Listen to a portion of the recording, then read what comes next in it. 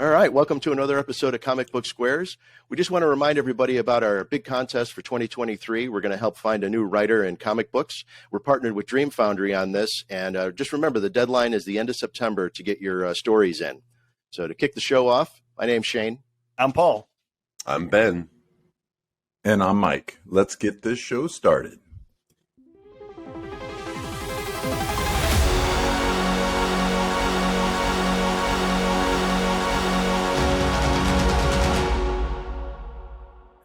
All right, welcome to another episode of Comic Book Squares. We've got an old friend of the show back on, Steve. We absolutely loved having you on last time, buddy, and can't wait to hear what you're up to. So give us kind of the update. Awesome. It's good to see you guys. Thanks for having us back. We had a great time last time. I think when I had joined up last time, we were just on the verge of releasing a bunch of new Fearless Dawn, a bunch of old Fearless Dawn, reprinting her origin story in the bomb. And we're synchronizing here so that we're sort of right in between everything really kind of starting to happen. So far, we've released a swimsuit issue, which was, I loved like copying and that did all right. And the shorts, Fearless Dawn, that's what I think I was talking about last time, was the shorts. Yeah. So we got those two books out, but right now, the bomb #1's probably it says April 4th is going to be the release date for it. So that's going to be neat to see. Fearless Dawn's origin story, jumping in point for the character. The Steve Mannion's my main shipwreck there, or whatever you want to call it. And so it should be coming up. It should be coming up pretty soon. And I'm cleaning up all the old files, and we're going to have 1, 2, 3, 4 right through. And some old stories that I had found around here too, as well. Early Fearless Dawn stories, which I'm looking back, I really enjoy. I don't know if you guys ever. And when I finish a book, I'm so sick of it, I don't want to look at it forever. I remember the 4th bomb story. I had such a hard time finishing. I just couldn't finish it. I hated it, thought it was stupid. But it's really, and then somebody come and said, that's my favorite one, so you never know. Yeah. And it's neat to look back now, I guess 2006. So we're almost talking 20 years or something, right? Like, wow. Yeah, wow, we're getting old. Yeah. But it was nice. The book did good in solicitation too. I was like, wow, I think putting those multiple covers on helped. But the numbers are higher than ever. Thank God. Thank you, Jesus. And it looks like it's going to roll out all right. I'm really looking forward to getting that stuff. So maybe by the time you guys get this all edited and aired up, I'll be promoing. So we'll talk about the bomb mostly, and whatever you'd like to ask and stuff. I'm a blabbermouth. We'll fill up some time, right? And that's good for a show like this. If we're all just staring at each other, it looks a little weird. Shane's got to do a lot more editing. That's right. Oh, man. Yeah, get it snappy. You're right. It ends up being like a 7-minute show. It's more like a commercial. I don't think we'll have a problem. No, right. I don't think so. No, you always have great stories to share. So you mentioned that's the stuff that's coming up. Is there anything that's out on the stands that currently that people can pick up that's kind of new from last time we talked? Oh, what did we do? Swimsuit. And I guess the swimsuit was the latest one. We should have really. Okay.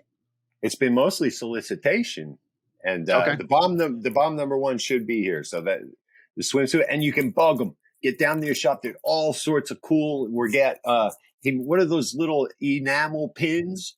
We got those in the catalog and stuff. Oh, they're snazzy, And like everything's they're all solicited. Fearless Dawn Cold, Fearless Dawn Bomb #2, Fearless Dawn the Bomb. These are all ones you can inquire that are coming out within the next couple months or weeks. Oh, okay. Fearless Dawn #1, and I think that's it for right now. But that's a good slew of stuff. And enamel pins and stuff. So there's plenty of stuff you can squonk on about over which favorite comic book LCS over there and discover the Steve Mannion universe. There you go. The Mannion verse. Oh yes, the manual. Ooh, I like that. Let me write Love that it. Yeah, down. write that down. I'll I take my love it. box of Oreos as royalties. Yeah. Oh yes, Paul. We'll make sure to get you. We'll get you. You know. Well, it's like two cookies in one. I break it apart, Oh baby, that's a good deal. That's what I'm There saying, you go. right? Yep. I'll get in Well, a big glass of milk like a 4-year-old, just, nom, Yeah, that's nom, right. nom, nom. then I find out the glass is too small. You can't get it in there. Son of a... Ah. So Well, Steve, the last time when you guys talked, I wasn't able to join the gang here, but where are you currently residing? Like, just you don't have to say exact what Oh state. no, that's great. I was like, ooh, we could talk about that. It's Yeah. I was in New Jersey, born and raised, but we moved down here 7 years ago. We got down, I believe so, 2012. Jeez, Where time at? flies, right? So where'd you 10 move to? years. I'm sorry. We're in um, Rutherfordton, North Carolina. Is beautiful, Oh, beautiful. okay. Yeah, All right. it's So you Western. stayed East Coast Yes, for the most Western part. North Carolina, mainly for that Heroes Con that's over there, the really big con that runs once a year on Father's Day. And we knew That's some cool. folks down here that had come down and flourished, and they did really well down here. It's a place where you sort of had to bring your own work, like bring Mhm. your career with you, which I was in the position to do that. I work from Yeah. home and drawing and stuff. Thank God. And so we upped and made it, and we did all right. I bought a little on a comic book guy's salary. We got a house and a car, like it's a No new one. way. It ain't like a bomb or something. Right. So it was cool. So we're down here. I was just outside with, and we bought this Yeah. little house. It's neat. The other day, the brother come by of the original owner, who we never met. God rest his soul. Yeah. He Right. passed on. But we picked up the place after that, and there was always this stain on the rug. And my wife was like, "I bet that's where he died." I said, "I don't think so, man. I think they would have cleaned that off. They wouldn't have left that, right?" Maybe. So get this: the brother stops by. Like, I guess it was like 2 months ago or something like that. This guy just stops. I'm out in the yard enjoying the yard. Hey, and I meet this fella, Dave, and he says, yes. He goes, my brother was here, and yeah, he died. It was bad. He was like on dialysis, and he said a week before he went, he said, I'm sick of it. I guess he was in such pain from the dialysis. He said, I ain't taking it anymore. Whatever will be. And he dropped dead in about a week after that. And his brother found him, like because we started asking questions like, did you find where it was? Wonder if it was that stain on the rug that my wife thought maybe was going on, And no, he died here in this room, man. oh We're my in the room. gosh. Yeah, look, the art room. Oh I'll man. give you probably right over here. They found him. His same brother. He was worried because he said he stopped taking his medicine. I was worried about him. He missed an engagement because we were like, was he laying around for like weeks? Thank God, no. He Oh was my like, gosh.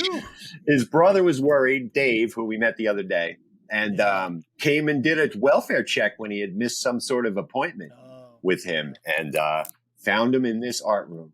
But Oh if my he's gosh. oh yeah, it's a little, I see some humor in it, but and this is great. The neighbor next door goes, oh, you met Dave? I didn't want to tell Steve that he dropped dead in the art room. She goes, so I didn't know. I mean, all in here, but if he's a ghost, he's a benevolent ghost. And Yeah, he's helping you out. yes, God rest his Oh, soul. man. I think he was a good guy, and I we're gotta tell you, enjoying his house. Steve, I gotta tell you, I think there's a comic story there for you. Man, that would be kind of cool to do. I mean, you could get into Ghost the story. macabre a little bit. Yeah, that's what I'm saying, Yeah. right? But with the brother's blessing, you get dedicated to the guy. I mean, that would be neat. And I don't think there's enough horror comics out there. And one thing that Shane and I have noticed since we've been doing this, a couple of the independent creators have actually dipped their toe in it. They've gotten away from the hero thing, and they want to try a different genre. So we've seen some of the creators get into some horror stuff, which has been really, I like it. You know what I mean? I love all the Yes. horror movies. I'll even watch bad horror. I mean, I Oh, got a subscription to Shudder, and I'll watch oh. anything. I don't care. How many skull heads is it? One? Good. That means it's probably Skull- disgusting.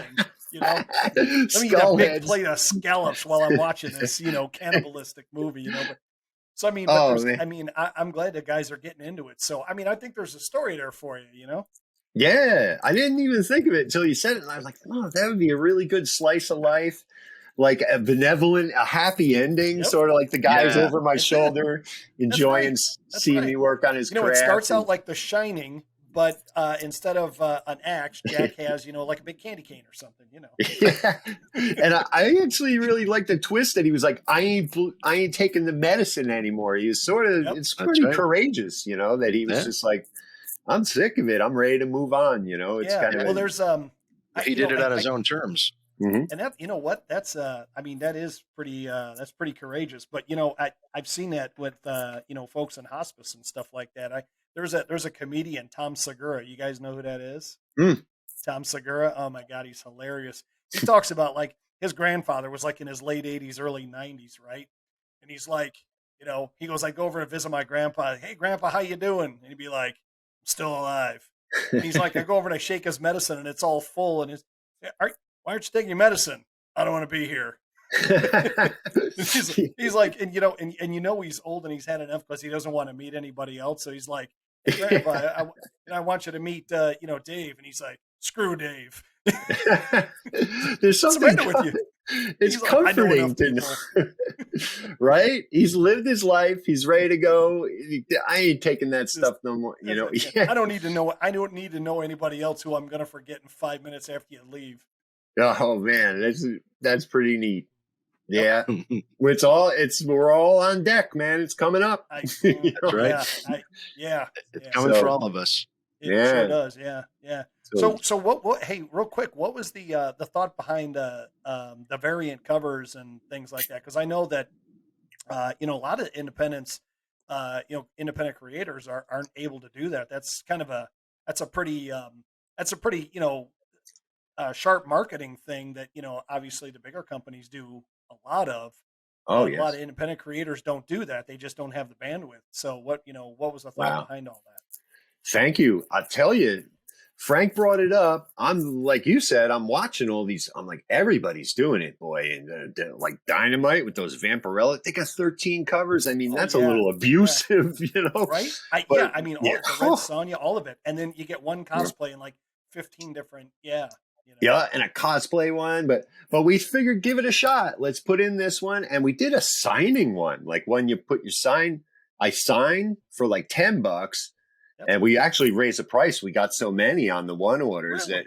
that it actually Good. brought in the coin, man. It's actually that was something that came out. We had a bunch of boxes of Fearless Dawn, the first run left over, like enough to have a signed edition for $10. Right. And I was like, wow, try that too, and That's pretty cool. Yeah, I did 600 of the last one. I said, man, I was there for like 3 days packing Really? them and put in a little certificate of authenticity we got and everything. Oh, wow.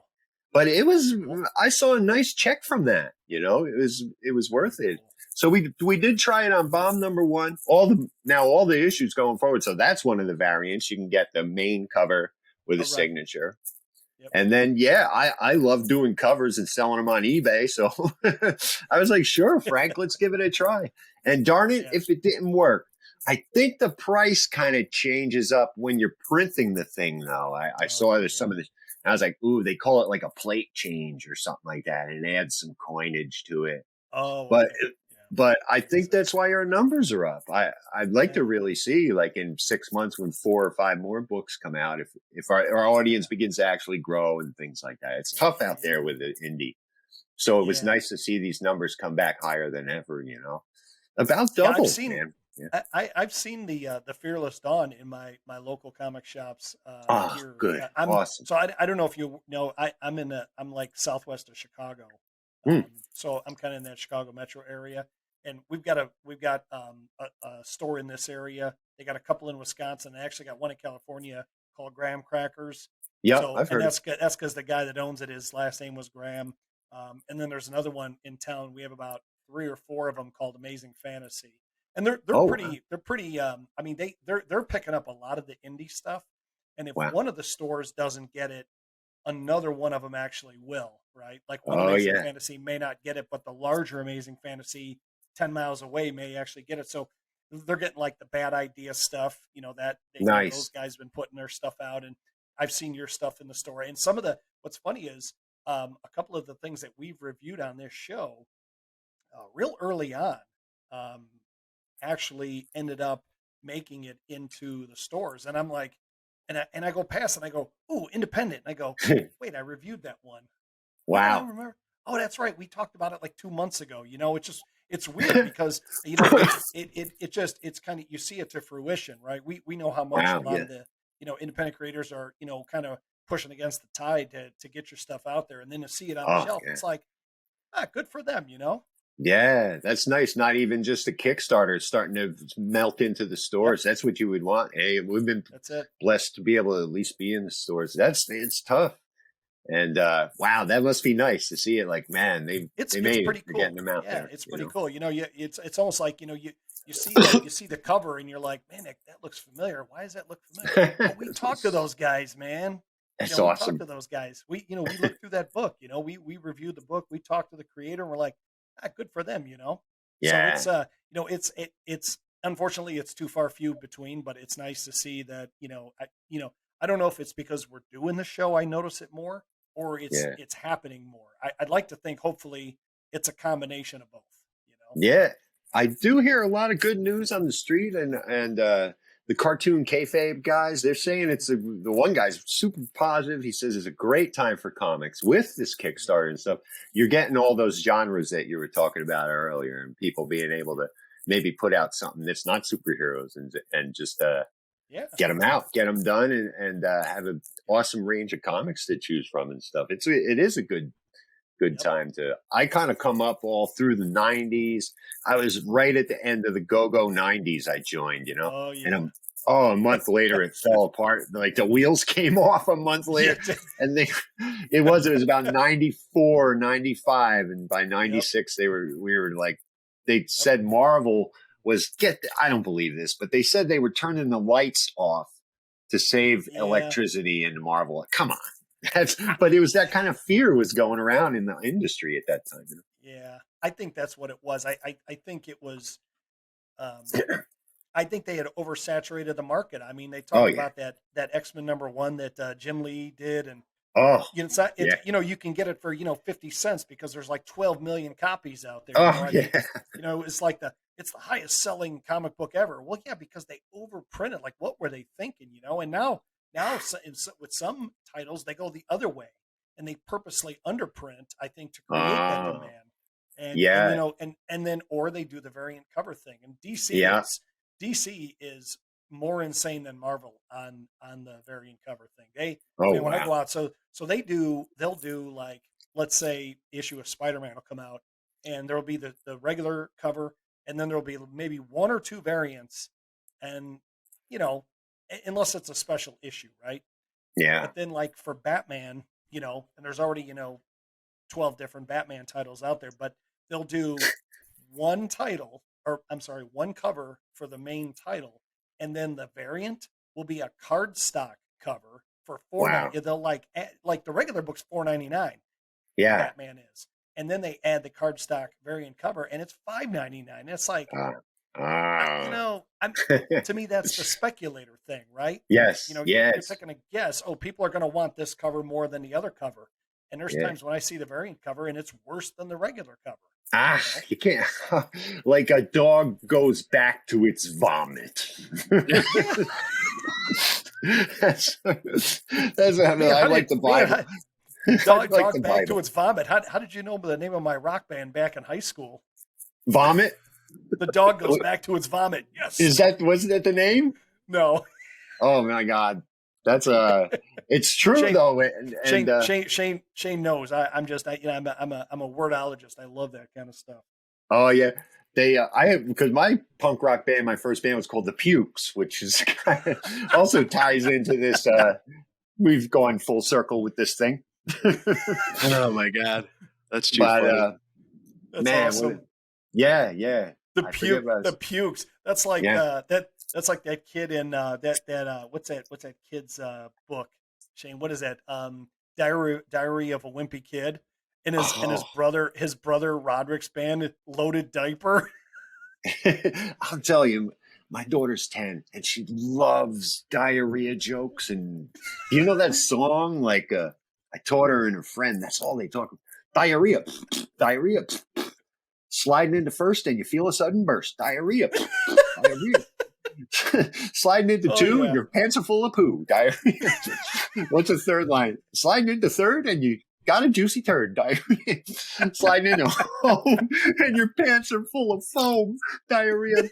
And she just thinks it's the greatest thing. So it makes sense that a children's book.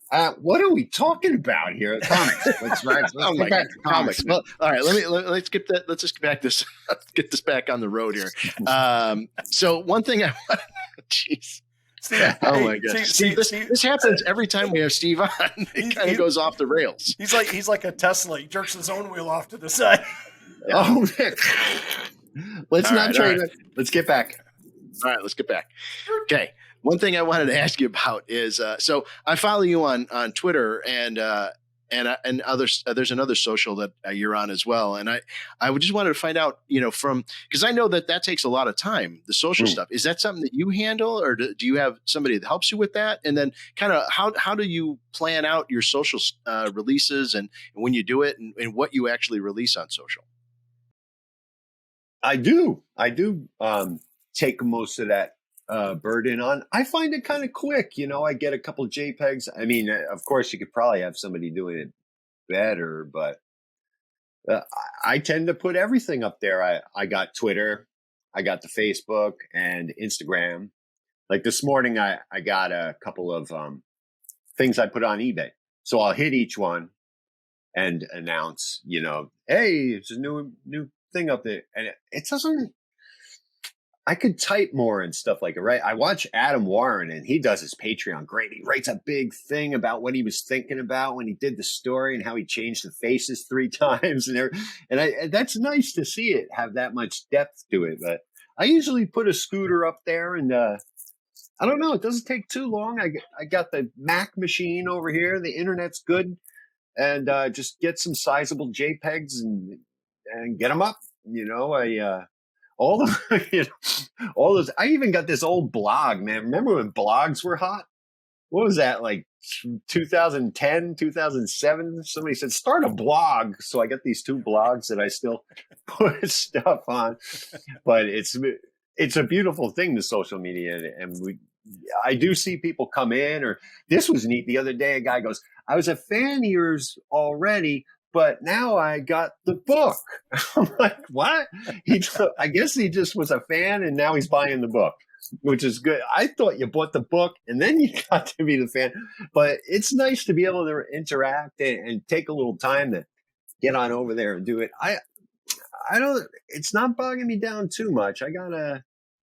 I keep busy with it, but not too busy. And I do miss like my Patreon, especially. If I'm going to really do a nice post, but I usually do a quickie post, and then another one in a few days, especially how you have to do the solicitations for Diamond, because it's like months before. And then the book's going to come out and I'm going to do another wampum. And I don't want to do too much neither and stuff like that. So, but I don't know. It's a wonderful way. It's the advertising of the day. It's become the future of it. You know what I mean? So I have to keep up on it. And I do enjoy it, seeing the folks write in and things like that, and doing stuff like this as well, and store signings if we can do a few. I don't want to get out. We're finally coming out of the cage and going to even hit the streets a little bit in a little while. We're going to do Heroes. And I got another one booked in I forget what town. That's also a North Carolina local show. And Free Comic Book Day, we're going to this place called 1942, Golden Age. This great old comic book shop up in Maryville, Tennessee. I hope I get it right. I might not even have the state right. Anyway, it was an old radio. It was a radio where they had a radio show.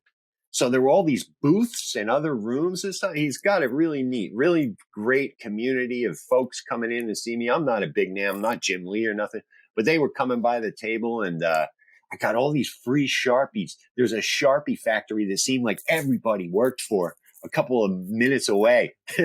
So I got a bag of Sharpies I brought home, and they were just really sweet folks and stuff like that. So it'll be nice to have some give back on Free Comic Book Day. What is that? The first Saturday in May, right? Yeah. Yeah. Yes. So we'll be up there, and I'll be posting about that, I hope, on the old internets. The old internets. Well, I love the fact that I mean, people might not even be aware that when you're on social that when you're posting something and you're replying, it's actually you who's doing the replying. I think for a lot of artists that are out there, sometimes they have a team that might handle the social for them, and you're not actually talking to the real person. But I think that's exciting that people can find out that they're actually talking to you. So that's cool. Yeah, that's great. Yeah, I actually. To your point, I just saw Adam Hughes, and Allison comes on and she goes, actually, this isn't Adam, it's Allison, and I'm doing it, and he's drawing, but yeah, that is kind of nice. It's something else when it's always been kind of a neat that you could come right to a show, walk right up to the table. You might have to wait in a line for somebody a little more popular, but you can have a one-on-one with your favorite comic book artist. It's a neat side of entertainment industry. I'm glad to be involved. It's a fun career to have. I've been blessed. Oh, absolutely. Yeah. Well, one thing I want to ask you about. So we talked a little bit about all the various Dawn stuff that's coming up. Do you have anything that's maybe that you're thinking about for even further into the future? Some ideas for stuff that you're kind of noodling around with? Not really. This one thought come to me. I wonder if I should try it. It was like. I'm doing like some spoof covers and stuff, and a really neat like Wolverine cover came up. One of the last interviews the guy did, he said, "What other book would you want to work on?" And I was dumbfounded. I was like, I couldn't think. I was like, I like Fearless Dawn. I like working on Fearless Dawn, which the Savage Dragon, Eric Larson, says that's the what you should say when you get that question, which I didn't realize. But I do. But later I was like, no, I'd like to draw Wolverine, So I was actually thinking of maybe starting like a newcomer and like submitting to Marvel or something like that and trying to see if I could I'd love to do like something like that, like an X-Men book or something, like a fill-in or something. It's a long shot, and it ain't easy. But I don't know. As soon I've noticed that when the scheduling picks up and the books in the stores, I do get a lot more folks coming around inquiring. IDW came out when Fearless Dawn, when we did the first 4-issue miniseries. The guy emailed me like right away as soon as the first issue came, and I did it. I got some covers. Yeah, I got a couple of covers out of it and stuff like that. So it's nice to be in the stores and be getting seen, get your name into the mix of things out there, And it almost does it itself. What? Well, I think that just from a marketing for yourself standpoint, like you said, to keep your name out there. And if, obviously a Wolverine book is going to, you got a lot of copies that get out there to the general public, and then your name gets noticed, and then they might look you up and say, oh, he does this other book that's his indie stuff. I'll check it out. So it brings more, it ends up helping you on the other end too, I think. Yeah. I wondered, I don't know if we talked about this too much, but, I ran into Mike Mignola. I got invited over to the show out in Lake Como, Italy, and he's like, "I want to work with you. Let's do a Hellboy Fearless Dawn crossover." I don't know if you knew that book came out. Yeah, I saw that cover. I saw that cover. They're like riding in a Jeep or something like that. Yeah, that was the cover I did. And then I get the Mike Mignola cover with Fearless Dawn on. It was an awesome experience, Very cool. But that was really. Really nice. Those numbers were pretty high. And I wonder if I caught a couple of fans off of that, just that one dip into like a more a well-known character that I think I did pick up, because the numbers are up. I'm not sure it's all those variant covers or whatever. Who knows? By the grace of God, we'll see when it all fleshes out. But it's good they're getting out there and And it is like basically a calling card, a business card. When they can see you put out a book, that's almost more important than like having good artwork or something, like a steady book that's consistent that comes out, to a professional. Those bigger companies. At least it used to be. I don't know what kind of craziness is going on now. It's funny you mention like Wolverine. We talked to Mike Diodato Jr. A couple weeks back, and wow. he's done so many different things. He's doing independent stuff. But I told him, when we were talking, I said one book of yours that really jumped out to me because it was such a mishmash was the book Marvel's doing, the Savage Avengers, where the first issue was like Conan, Wolverine, Elektra, the Punisher, and Conan and Wolverine end up together. They don't know who each other is, and Conan hits Wolverine in the head with a battle axe, and it just makes that clang, and I'm just like, I didn't know I needed that, but I needed to see that. I needed to see Conan hit Wolverine in the head with a battle axe. I hope that's fantastic. I hope the big companies realize they should do more of that kind of stuff, just the Elseworld, just get out there and mix it up. Sounds awesome. And it was, the first, probably, I picked up probably like maybe the first like 10 or dozen issues, and you kind of go back and forth between titles and all that. But that right out of the gate, that was a title like I couldn't wait to read the next issue. Every issue was like, they just kept amping up the crazy, Oh, that's so fun. We got to keep that in count. Yeah, and that's almost like an independent book because, you got these, other than Wolverine, you have these characters. You're like, how the hell they even end up together?